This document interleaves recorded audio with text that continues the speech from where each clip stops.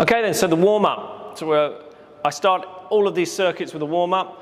So the first exercise is going to be putting you into this postural position, and I'm going to do just a selection of postural exercises and some movement exercises, gentle movement exercises to get you going. This will be similar, maybe a little different compared to what circuit we do. So the first one is this one, so I'm just going to get you into that postural position we talked about in that introduction video. So shoulders up with the breath, pull the shoulders back, posterior tilt the pelvis, suck the stomach in.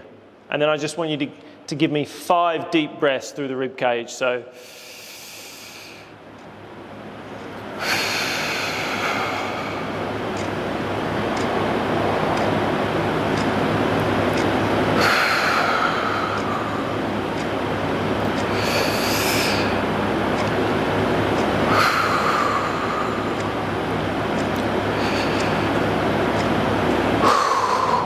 so that's 5 deep breaths.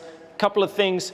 Again, I haven't got a mirror here, so if you have a mirror, just watch yourself when you're doing this, because sometimes when we bring these shoulders up, we bring them back, and then we posterior tilt. Sometimes people do something like that. The posterior tilt causes a shift in their pelvis, so it's something that you need to be a little bit aware of, and a mirror really helps for that. So, exercise number 2, just as a bit of a warm-up. We're going to get into the same position, but this time we're just going to go over at 45 degrees. So just go to 45 degrees and then back up again. So 45 degrees. And just try and maintain that postural position. Again, if I had a mirror here, I'd be looking at myself, just making sure that my spine was neutral. And then we'd finish up. Try and get that posterior tilt in quite strongly when you're in this position. And then you're just adjusting to 45. This exercise looks like nothing. So I find it really tough to do 3 or 4 reps of this exercise actually. If you do it really well, you should feel some tension between your shoulder blades, maybe even in the glutes. Certainly when you're in this 45 position, you may feel stretch in the glute. That's a good sign that you're doing it really well. And just in general, good tension in your core. We'll do one more.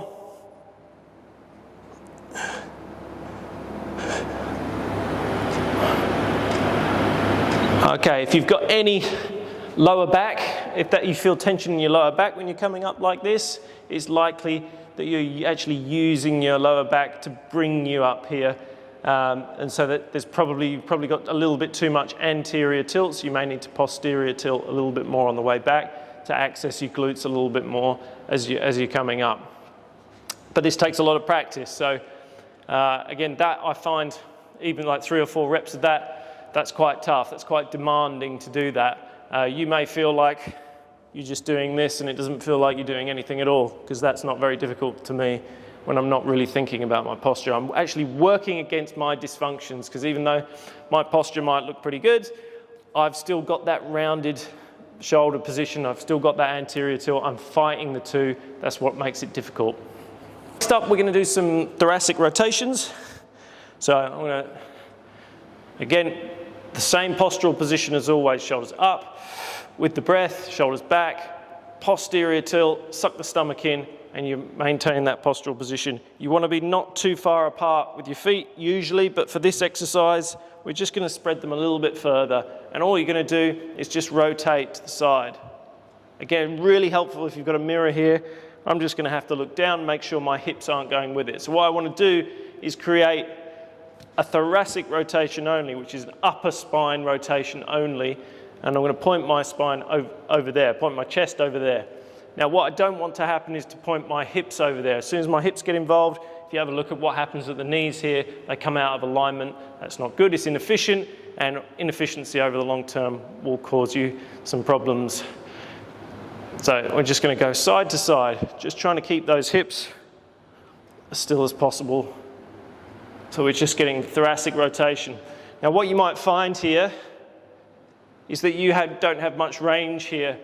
So you might only get to like here before your hips want to get involved. That's fine, you just go to a range. If it's just there to there, that's fine. Again, if you hold as good a postural position as you can, even that will feel difficult. But try not to get those hips involved. Again, the mirror is going to be really useful for you here. So just do a few more. Just do maybe 5 in each direction, that's all you need. So we're encouraging this thoracic rotation.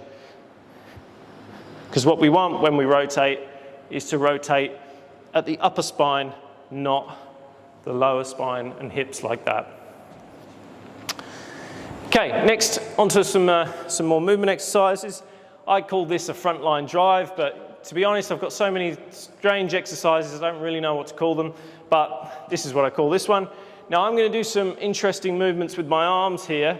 You don't have to do that to begin with, just get the rhythm of the exercise to begin with, and all you need to really focus on here is stepping forward for this one with the left leg, and then you raise the right arm like that. So we want to raise it fairly high, not so much just the hand like that, get the elbow up fairly high and maintain that postural position we were talking about before. It's really important that you try and get a strong posterior tilt here, because as you put the up like that, you'll want to arch your back. It's a guarantee, so arm up, make sure the posterior tilt's in and locked in, so we're up and back.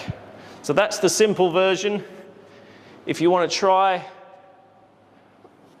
using the arms this way, you can try that as well if you're happy with the movement. So we're just going to do a few on each side. I'm not much of a counter, I'm afraid, so I may do this slightly unevenly. When we get to the actual proper exercises, I'll likely do that with a timer because I can't count. So what I am doing here is by using my arms in this way, I'm encouraging a bit of rotation in my upper spine, but also a bit of lateral flexion. And it's this combination of rotation and lateral flexion that really gets you driving forward in your gait cycle. And again, it's not just about that will improve performance and speed and things like that with your running, if you get all the alignment right, but also that improved efficiency will reduce the chance of you getting injuries as well. So same on the other side. So this time I'm stepping forward with my left arm and my right leg. And so the simple version is just like that. If there's a general rule to this, whatever leg's forward, you're thinking opposites the whole time, like that. So opposites, opposites. If you find yourself doing something like this, you've got your legs forward and your arms forward at the same time, that's almost always wrong. So just go to the other side. So we're going one side to the other, holding as good a postural position as you can. It'll be quite tough to hold a good postural position while you're moving. It takes practice. So I'll just do a few more of these. Another thing to watch out for here, particularly if you've got the mirror, is trying to keep this alignment. So I'm about hip width apart here with my feet, and then as I go back, I maintain about hip width apart the whole way, and my knees aren't caving in, my feet aren't going at funny angles and things like this. But you might find that that's going to happen with you, and it's all about tweaking these little areas each time that you go, that you do it. But you can't really look at an area, let's say your feet, you can't really do it if your foot was turning in on the front there and then going out at the back, which is quite common. You can't really adjust this in isolation, because if you have bad posture and your foot's doing this, and then you just try and adjust to keep it straight like that, you'll find that your hips then become out of alignment.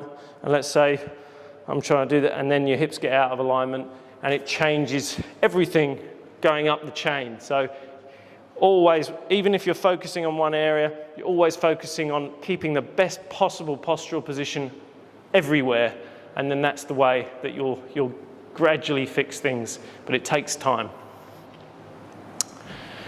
Okay, next exercise, we're going to do something called a spiral pivot here. So I'm just going to get a bit closer to the camera for this one.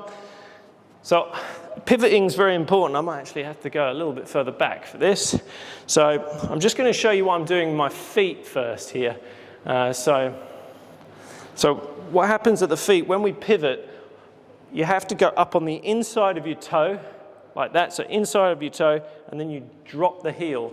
So you drop the heel and come up on the inside of the other toe. So drop the heel, drop the heel, drop the heel, like that. And that pivot's very important when you're starting to think about moving in like 3 dimensions here, because let's say I needed to go over there, that pivot as I move and take off is going to really save my knees, because if I don't pivot and I want to move over there, you can see immediately this knee starts caving in, a lot of pressure goes on that knee, and it's likely that these kinds of pressures where people aren't moving so well, they just build up over the years and years, and then all of a sudden you get a medial knee ligament go, and you blame it on an accident when it's probably a lot to do with just that you've been moving so badly for very long that an injury then happens when you move a little faster than you should do, or you don't move properly in that one instant, or you get your studs caught, or whatever it means. So we're going to practice firstly that. Again, good posture, the same cues as always. So I'll just remind you of those: shoulders up, shoulders back, with the breath coming up, posterior tilt, suck the stomach in, like that, and we're just pivoting, right? And then this thing's in the way, unfortunately, so I'm going to get closer to the camera and then just add the arm swing. So the arm swing with the pivot. So this way I'm getting a little bit of length across the body this way, so what we call the spiral lines. And then you can take this to whatever range you want. Again, you may not have the range I do when it comes to thoracic rotation, so you may want to just do this nice and gentle and slow, particularly if you're worried about your lower back or your knees or anything like that. You're just worried generally, you're not very happy with how you're moving. You just take it nice and slow, and then if you're happy with it, you can increase both the speed and the range of the movement. Just something to look out for here. When you get to the end of your pivot, so here, you should look down at the floor and just have a look at your feet. They should basically be pointing in parallel. So if they're off like that, and then so one foot's pointing across here and the other one's pointing there, that's overdoing the pivot. So you should pivot to parallel, basically. And so that's the next exercise. You just go through a few of those. And then you could also change the angle of this, so bending over, again trying to maintain the neutral spine, and just go up with the pivot a little bit.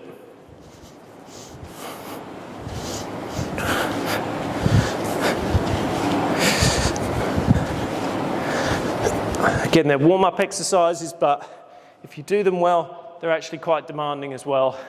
As you can hear, I'm a little bit out of breath doing them. We're going to do an exercise to lengthen the back line for this one. So, just standing about hip width apart again. Again, postural cues as normal, so shoulders up, breathe, shoulders back, posterior tilt, stomach in, and all we're going to do is sit and reach. So you sit back, you reach forward, you try and maintain that posture.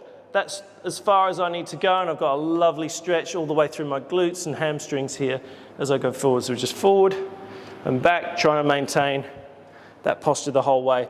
The reaching of the hands forward just turns this from it's sort of a similar exercise to that one, where it just turns it into a bit of a stretch of the glute and hamstrings.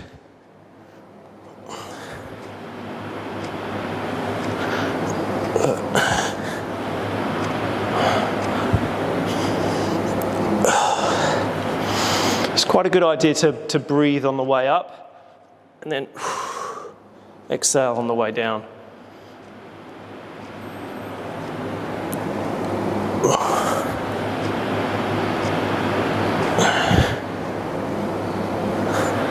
So another thing to just note on this one, just have a look at my knees. If you're bending the knees forward as you reach forward, you're not going to get any feeling of lengthening here of your hamstring and glute. So make sure that the knees don't bend forward. So they can bend, but if you have a look here, that's where they need to be. So they don't ever really come forward. It's just the butt going back. If you feel it strongly in your hamstrings, it's likely and down by your calves, it's likely you're overdoing the anterior tilt. So try and get that neutral spine as well as you can, because as you go down, you'll naturally want to anterior tilt your spine. As you come up, you need to posterior tilt your spine. Okay, one more in this warm-up today. We're just going to do some lengthening of the lateral lines now. It's a nice simple exercise, this one. We're going to go a bit wider with the legs for this one. Reaching over the top. Big deep breath through the rib cage, and you should find that stretches you here a little bit. Stomach in, good postural position as usual, and then we're going to bring this arm down and that leg together. So in this case, it's the left arm, left leg. Left arm, left leg, and the right leg stays in the same place. You're trying to go exactly laterally for this one. So this is, there's one thing I really notice in myself, it's that laterally I feel quite different when I do this exercise, so from the right to the left. So on this side I tend to want to try and rotate a little bit more with my hips, so I'm constantly trying to make this just move to the side. Don't want too much rotation in this one. Okay, and then the same on the other side. So reaching over and down.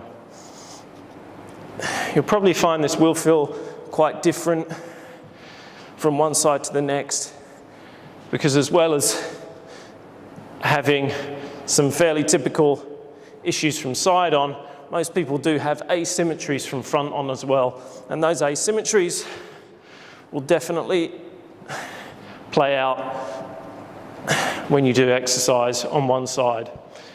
Okay, right, that's the warm-up completed. Now time for some circuit exercises.